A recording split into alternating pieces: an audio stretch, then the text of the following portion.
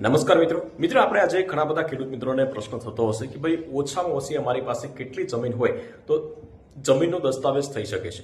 જી હા મિત્રો, તો આપણે એના વિશે પણ વાત કરીશું આપણે કે ભાઈ 16 ગુઠા જ્યાં છે 16 ગુઠાનો વીઘો થતો હોય તો ત્યાં કેટલી એની પાસે કેટલી જમીન હોવી જોઈએ, 24 ગુઠાનો વીઘો થતો હોય તો એની પાસે કેટલી જમીન હોય તો એના દસ્તાવેજ થઈ શકે છે। ત્યાર પછી મેક્સિમમ કેટલી જમીનના દસ્તાવેજ થઈ શકે છે, મતલબ કે વધારેમાં વધારે કેટલી જમીન તમે દસ્તાવેજ કરી શકો છો અથવા તો લઈ શકો છો।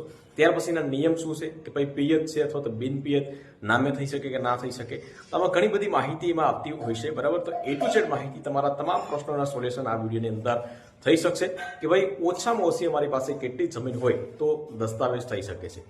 તો વિગતવાર માહિતી આપણે જાણીશું આ વિડીયોના માધ્યમથી, તો વિડીયોને લાસ્ટ સુધી જોતા રહેજો। તો ચાલો શરૂ કરીએ। તો વિગતવાર વાત કરી મિત્રો, તો તમારે જે તમારા વિસ્તારની અંદર 16 ગુઠાનો વીઘો થતો હોય તો તમારી પાસે કેટલી જમીન હોવી જોઈએ, અને 24 ગુઠાનો વીઘો થતો હોય તો તમારી પાસે કેટલી મેક્સિમમ ઓછામાં ઓછી કેટલી જમીન હોવી જોઈએ તો તમારા દસ્તાવેજ જે છે થઈ શકે છે, તમારી નામે જમીન થઈ શકે છે।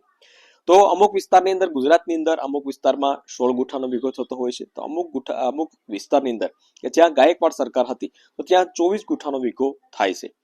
તો કેટલી જમીન હોવી જોઈએ? સૌપ્રથમ આપણે વાત કરીએ કે ભાઈ તમારી પાસે 16 ગુઠાનો વીઘો થતો હોય તમારી વિસ્તારની અંદર, તો તમારી પાસે ઓછામાં ઓછી 2.5 વીઘા જમીન હોવી જોઈએ, ઓછામાં ઓછી, તો તમે દસ્તાવેજ કરી શકો છો। 2.5 વીઘાથી નીચેની જો જમીન હશે તો તમે દસ્તાવેજ કરી શકો નહીં।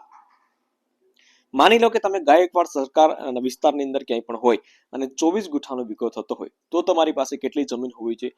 તો તમારી પાસે ઓછામાં ઓછી 2 વીઘા જમીન હોય તો તમે દસ્તાવેજ કરી શકો છો, વેચાણ દસ્તાવેજ કરી શકો છો।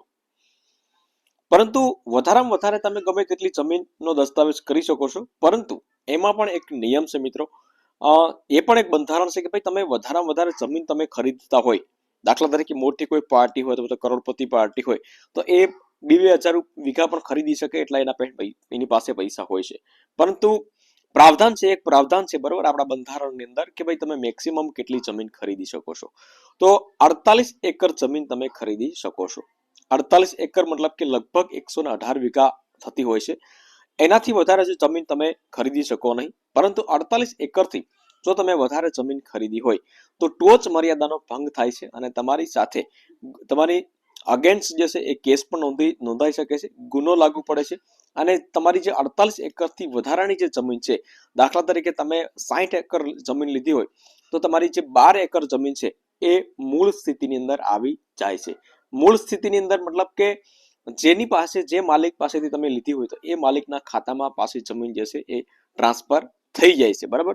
અને ત્યાર પછી બની શકે કે તમારે બધી પ્રોસેસ કરવી પડે છે, એટલે મેક્સિમમ તમે 48 એકર જમીન લઈ શકો છો।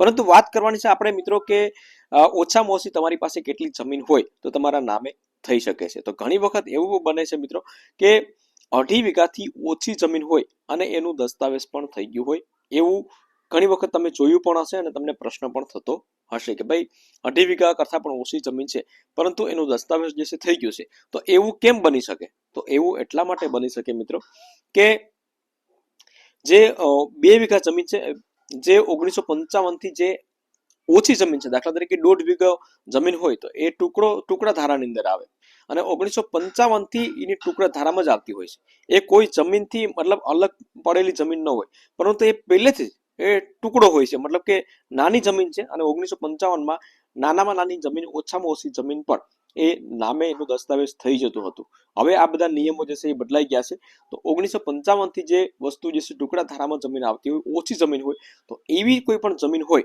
તો એનું દસ્તાવેજ, વેચાણ દસ્તાવેજ થઈ શકે છે। પરંતુ હવે પછી જે છે તમારા કોઈ પણ 2.5 વીઘાથી ઓછી જમીન હોય તો એના દસ્તાવેજ, વેચાણ દસ્તાવેજ થતા નથી।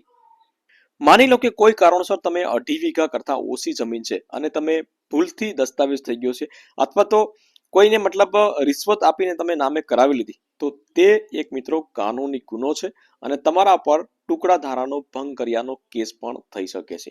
એટલે આવી ભૂલ ક્યારે પણ ન કરવી। મેક્સિમમ મિનિમમ 2.5 વીઘા હોય તો જ તમે વેચાણ દસ્તાવેજ જે છે કરી શકો છો, બાકી તમે કરી શકતા નથી। એમાં પણ મિત્રો નિયમ છે। શું નિયમ છે? 2.5 વીઘા દસ્તાવેજમાં પણ એક નિયમ છે, તમારે જે છે એ 2.5 વીઘા જમીન હોય તમારી પાસે તો તમારે ફરજિયાત પિયત ખેતીમાં દસ્તાવેજ કરાવવાનું રહેશે। બિન પિયત ખેતીમાં દસ્તાવેજ જે છે તમારું નહીં ચાલે.